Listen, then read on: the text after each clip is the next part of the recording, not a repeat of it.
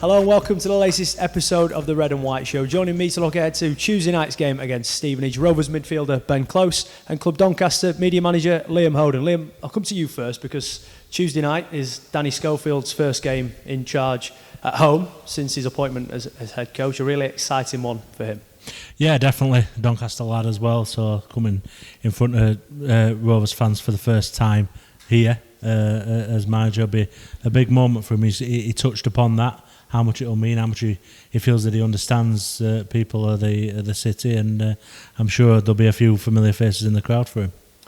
James Coppinger's made no secret of the fact of how much work's gone into this appointment and just why he feels Danny Schofield's the right man to take over. And when you listen to him speak, you can see, can't you, just how much homework he's had to do.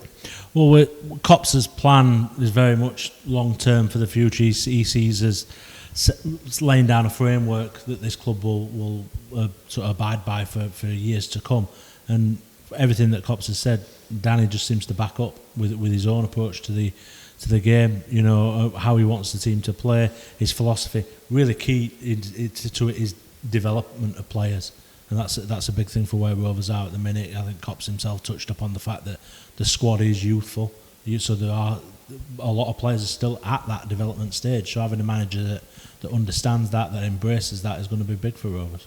Ben, at the time of filming this, you've only really had one session with him. You had a meeting on Thursday morning where he sort of laid out what he expects from you and what you can expect from him. What have you made to him, the new man? Yeah, the meeting was great. He made it quite clear what he wants from us, and he had some good energy and some good ideas, and I think the players all bought into it. Obviously, it's only been a day, but training was upbeat, and you can see players were keen to impress. And yeah, I think everyone's looking forward to the next few weeks. From a player's perspective, how important was it when you're watching on and wondering who the new man might be, that it happened quickly and that the new man was in? You're 3 points off the playoffs. You don't want to be wasting any time. Yeah, that was massive. That was the biggest thing, really. I think there were several names flying about, but the most important thing for the players was to have a manager before the weekend. So yeah, thankfully that's happened, and we can crack on now. For yourself, you've started 4 out of the last 5 league games. Just how nice has it been to not only come back from injury but have a real run of games under your belt as well? Yeah, of course. Just to be back amongst it and back training every day has been great, but to have, I think it's 3 90-minute games under my belt now is really good for me, and it's only going to help me going into the next few months and throughout the season as well. I know you've spoken an awful lot about it already in the brief time you've been back, but just how much has it made you appreciate being a footballer, and I suppose the little things that people don't see, the preparation you do prior to a game, the recovery process you go through afterwards as well? Yeah, obviously it's a long time to not play football, but you're also missing out on things like the recovery, the preparation, away trips. That's something I feel like I missed without ever thinking how good an away trip was. To be back involved in the build-up. Obviously, the Carlisle result wasn't the one we wanted, but the Thursday and Friday was really exciting, and to travel away with the team again was a great feeling. So, just really great to be back. You went through the injury, and of course, however 11 months it was in the end, wasn't it? Given really you were injured just before the injury that eventually kept you out for that long. But being away from home as well, how did you find that? Because not only are you going through that yourself, you're also away from family and a fair distance away from them too. Yeah, I think there were probably pros and cons to that. I think it would have been nice to see my family a bit more at that time.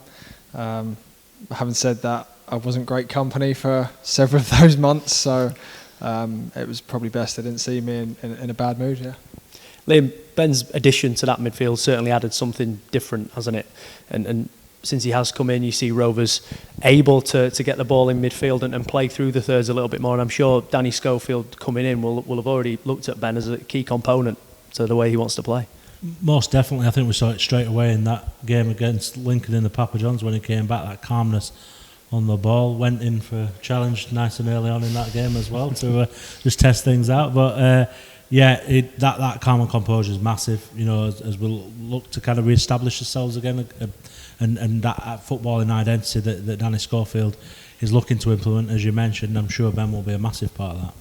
Time to move around the dressing room then for the time being as Charlie Seaman takes part in the latest quickfire round.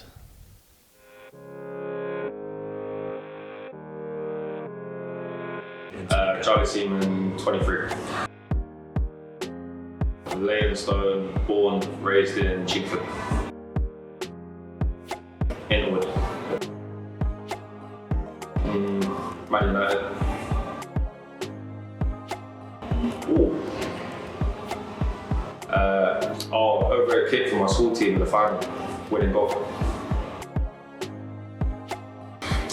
Ronaldo.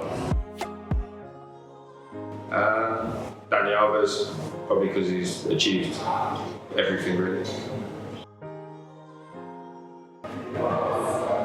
Monkey House.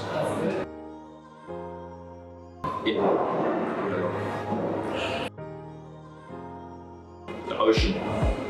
100%. Basketball. What basketball?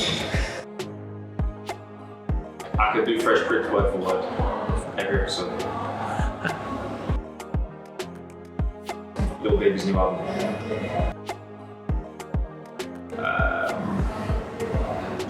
Blackout with Hursty and Max, it was terrible. Chris Hemsworth.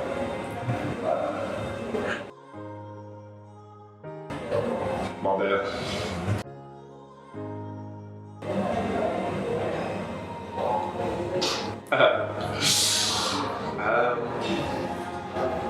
I like a PT. Cars. Nerd.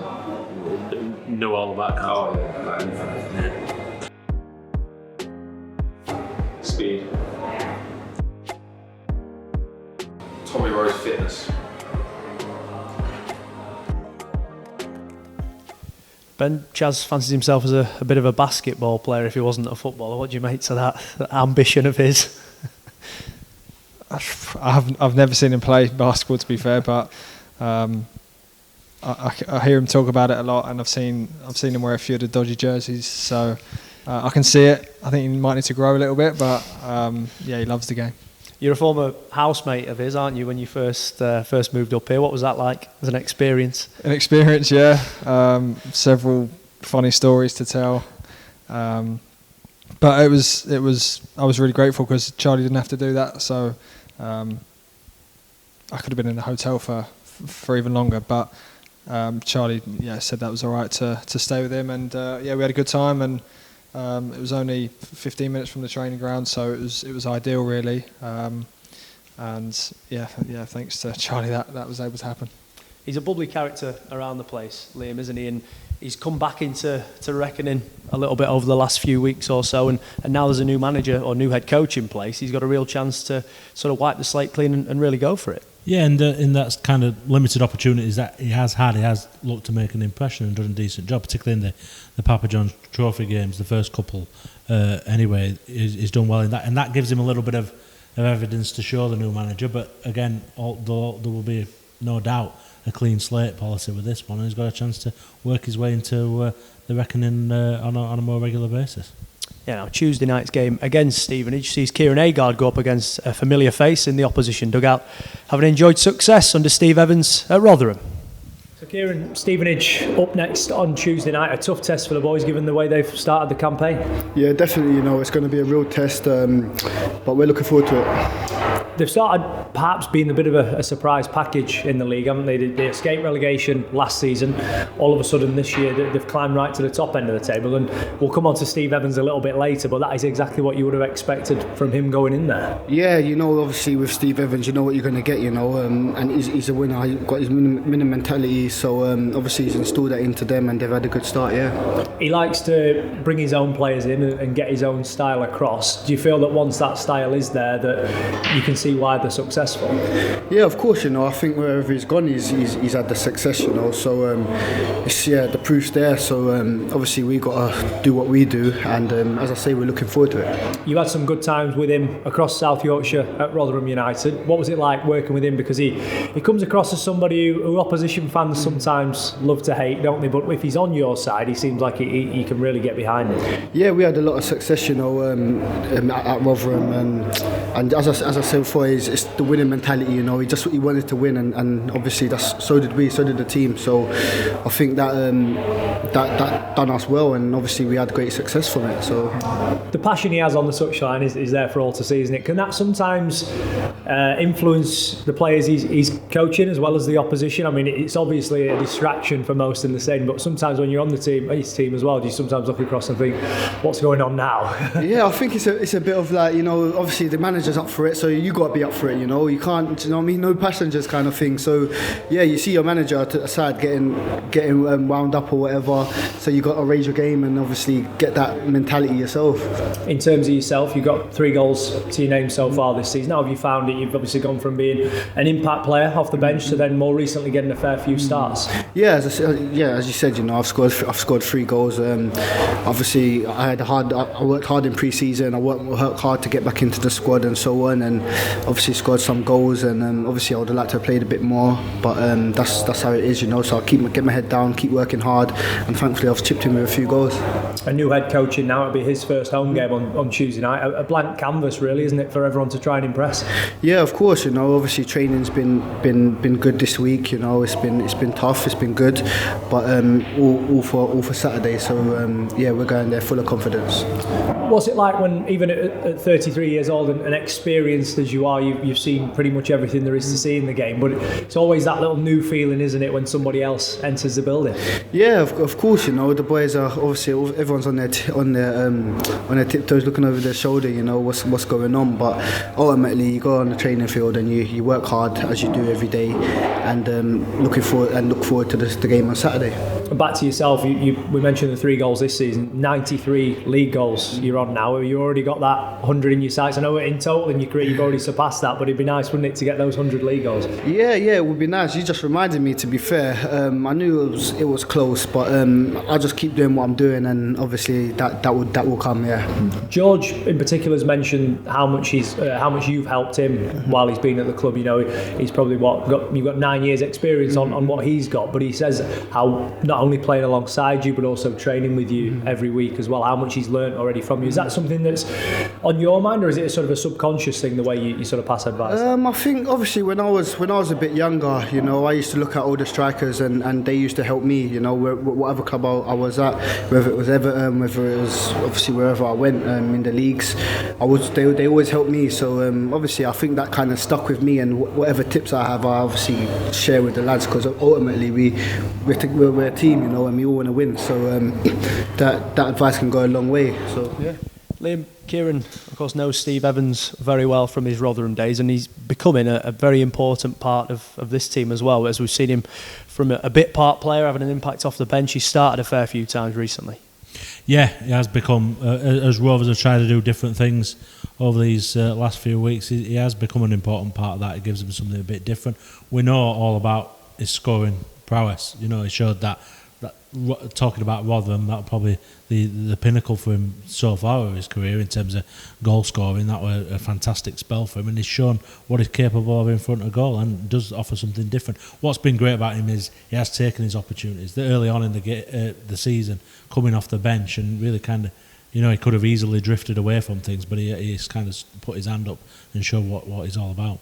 To have someone in the group closer with more than 100 career goals and 93 of those in the league is valuable, isn't it? You know that whenever he's on the pitch, you've got a chance of the ball hitting the back of the net. Yeah, he's definitely showed that. Earlier on in the season, obviously he came off the bench and scored a couple of times without barely having a kick, which just shows his quality. And then, like you said, more recently he started some games and also found the back of the net. So it just shows the quality he's got. It shows his attitude as well, that he can be left out of the side, still come on and do what he's good at. To have those qualities and that attitude as well is only going to help the dressing room. I think it's been noted by George Miller in particular, who's spoken in interviews, how much he's learnt off Kieran already, whether that's from playing alongside him or in training sessions as well. And for a striker like George, who's probably 10 years younger than Kieran, if he can have half the career Kieran's had, he won't be far away. Certainly not. And I think it's important for all players, particularly ones at the stage of career that George is at, to have those players around them to look at and learn from. And any sort of tips, any sort of ways that Kieran can rub off on George are only going to be valuable. Yeah, now Tuesday night sees us celebrate our annual Rainbow Laces fixture, and chairperson for Doncaster Pride, Jenny Dewsnap, has been talking about just how important it is to continue to educate the public. Jenny, Rovers are supporting Rainbow Laces against Stevenage this Tuesday. How important is that campaign? I think it's enormously important, and speaking on behalf of the LGBT plus community of Doncaster, it's really great to see Rovers supporting the community with a very visible display. We appreciate that, in professional sport, the LGBT community is sometimes not represented, and certainly in football. And so this is all about education, and we're very grateful, really. Yeah, it's good that you mentioned the education part there, because a minority of people might say people should keep politics out of football, but this is far from politics, isn't it? Yeah, it's about putting out there a statement to fans and to visitors and to teams and just in general. I'm a Rovers fan. I come and sit in the South Stand regularly, and I think, it's an environment. I feel Rovers is a very friendly club and it's a very friendly place to be, but it is an environment where sometimes, as a member of the LGBT plus community, you see and hear things that you don't really want to see and hear on the terraces. And I think what we need to do is it's not about politicizing. It's more about recognizing that the club is made up of lots and lots of different people with lots and lots of different backgrounds, whether that be race, whether that be sexuality or gender, and that Rovers are basically saying we support that, and you're all welcome, and we want you here, and we want to make sure it's a safe environment for you to be part of that Rovers family. Is there more that could be done from a football club perspective? I think that it's possibly just to keep doing it, and maybe, the Rainbow Laces campaign is fabulous, and it's a great opportunity to jump on board something that's happening nationally. I think maybe something on a one-off basis that's not linked, just to show that you're not following the lead of other people. And I know Rovers have been very supportive in the past, particularly when we do Pride. The logos change to the rainbow logos and stuff like that, and that's great. But you only need to look at the responses that gets on the social media to see that there is still a huge amount of homophobia out there. It's not just Rovers, it's anybody. Lots of organisations. Doncaster Council, I work for Doncaster Council, they put a rainbow logo on and they get the same kind of comments on their social media. And I think it's just about responding to those, removing them, responding to them, correcting people, taking the time to say your comments are not welcome, and that's the only way that we will do something. So I think it's not just about flying the rainbow flag physically or wearing the rainbow laces or the armbands or whatever it is that the players choose to do.